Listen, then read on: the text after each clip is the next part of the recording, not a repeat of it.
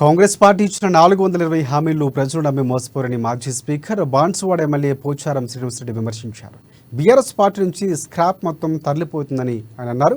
ఇక నారాయణఖేడ్లో మాజీ ఎమ్మెల్యే భూపాల్ రెడ్డి అధ్యక్షతన జరిగిన నియోజకవర్గ బీఆర్ఎస్ కార్యకర్తల విస్తృత స్థాయి సమావేశానికి పోచారం ముఖ్య అతిథిగా హాజరయ్యారు.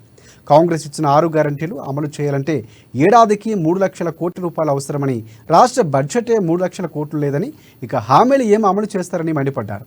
బీజేపీ రాముని పేరుతో రాజకీయం చేస్తుందని, దర్యాప్తు సంస్థలతో ప్రతిపక్షాలు భయపెడుతుందని విమర్శించారు.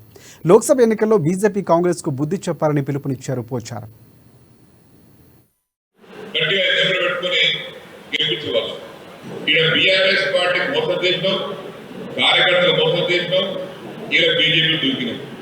బీజేపీ పార్టీతోని ఇలా స్వార్థం కోసం పోయినాను, ఈ వ్యాపారం కోసం పోయినాను, ఆస్తులు కాపాడుకోవడానికి పోయినావు, నువ్వు ప్రజల కోసం పోలేదు.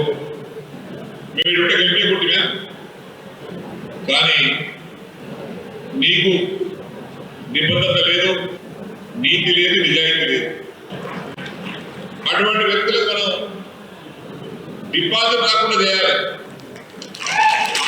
డిపాజిట్ రాకుండా చేసిన బుద్ధి వస్తుంది. బీజేపీ పార్టీ ఒక మతత్వ పార్టీ, కులాల మతాల మీద